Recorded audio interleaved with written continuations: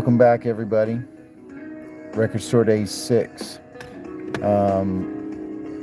This one's going to have a bit more of a somber tone to it. In my personal life, I've been struggling, so just haven't been feeling like telling happy stories. I'm sorry. I do want to put like a more thoughtful twist on this. Being a retail employee in a record store, you encounter a lot of thieves. You just do. People stealing, because they can. People stealing because they need to. People stealing.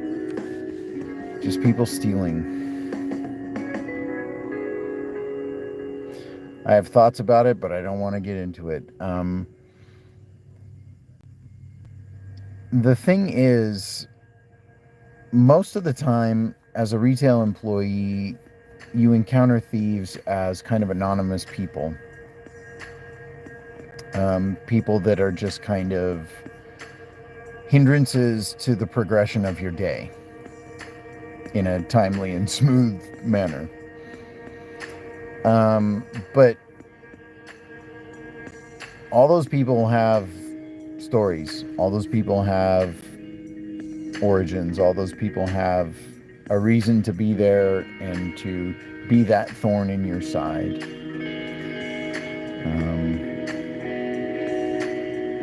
And maybe it's not necessarily just for the sole purpose of being a thorn in your side, but maybe sometimes it is. All that being said, I do want to preface this episode of Record Store Days with the fact that I am talking about a real person. And I still remember this dude's full name. I remember this dude's power word. I'm not going to drop it because that's disrespectful. And I'm not saying any slanderous stuff or anything, but it is a privacy issue, but it's also, I don't want to zero in on the person who was doing these things. I want to illustrate a theme and just kind of riff on it. So growing up in Reno, in the mid to late 80s and through the 90s, Reno grew a lot in that time, but when we first moved there, it wasn't a metropolis. It was the biggest little city in the world, but it wasn't a metropolis. You would certainly see other people around and about frequently. Strangers, but people that you would see frequently. So you would start to recognize strangers. You wouldn't know their name or anything about them, but you might see them in similar places doing similar things. Of course, going to school, you meet classmates. Sometimes you see these classmates outside of class. And that's what happened for me in this one classmate of mine. And he, I wouldn't say he was a bully, but coming from an abusive household myself, I could tell that he was just like me in that regard. I didn't understand, at that age, there's different levels to abuse and everything, but I just knew that he had probably endured some pretty intense things at home, and I understood his anger, I guess is where I'm coming from. He wasn't a bully, but he wasn't happy to be where he was most of the time. And kind of grew up with this kid, was never friends with him. He didn't really ever have any friends.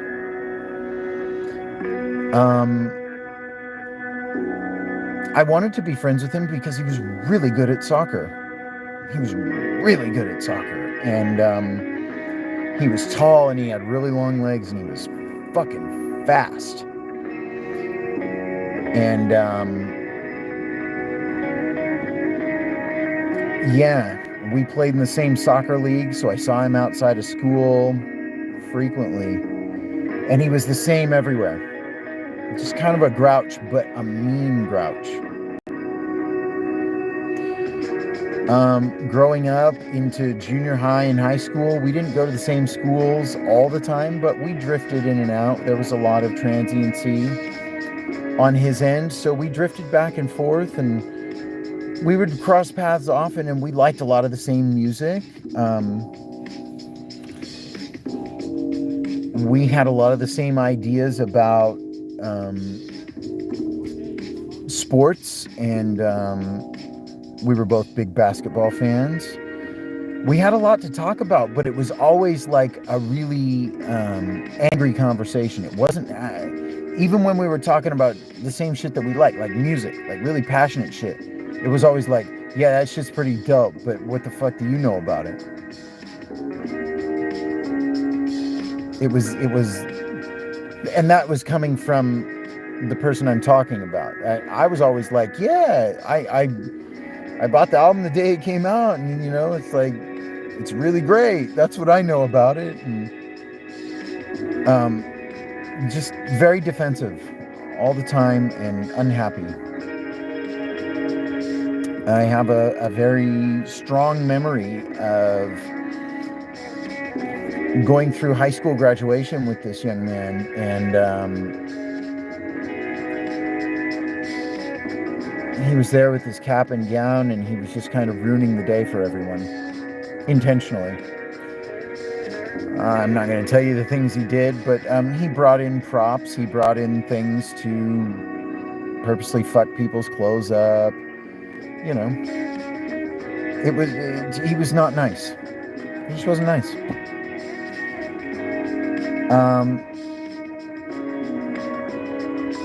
I was well into DJing by the time I was in high school, so I would DJ house parties sometimes, and we would cross paths in those ways. He was attempting to,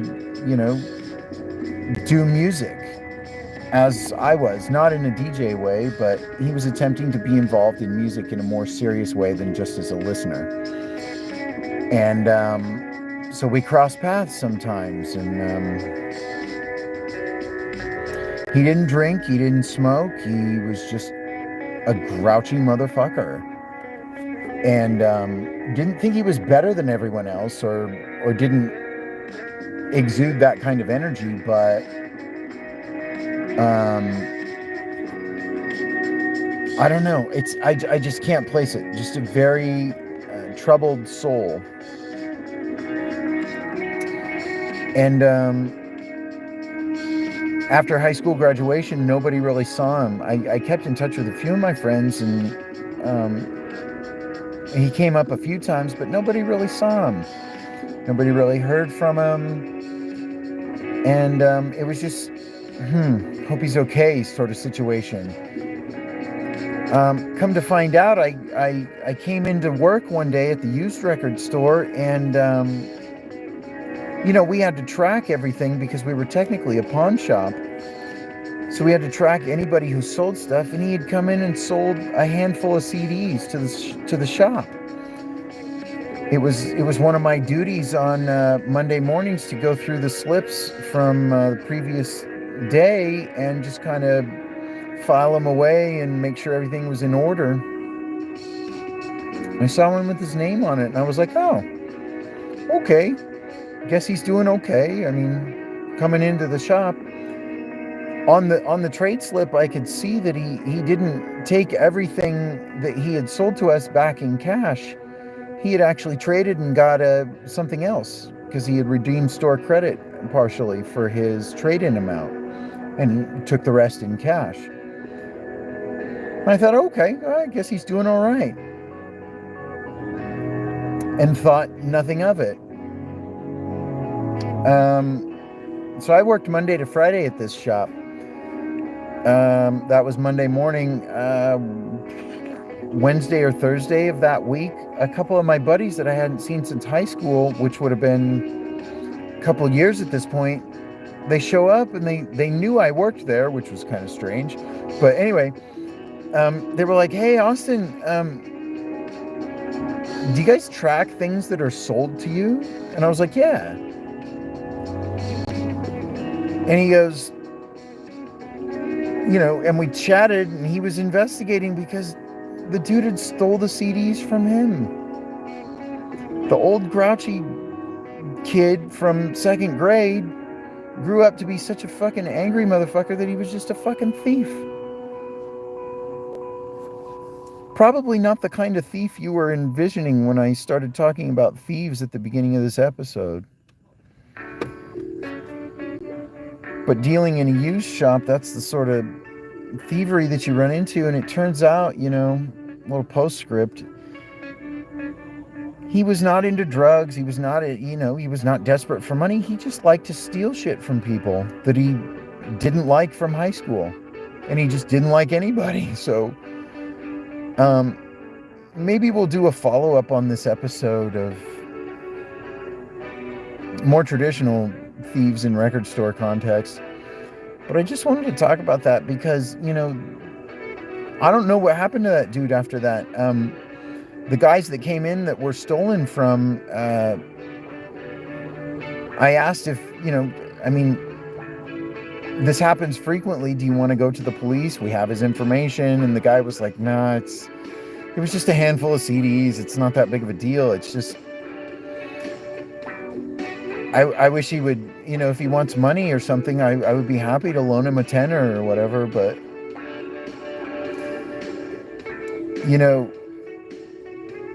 I genuinely believe that this kid probably had some sort of deep psychological issues because of trauma from early childhood. And not to play armchair psychologist, but like I said, even back in second grade, I felt the dude's vibe right away.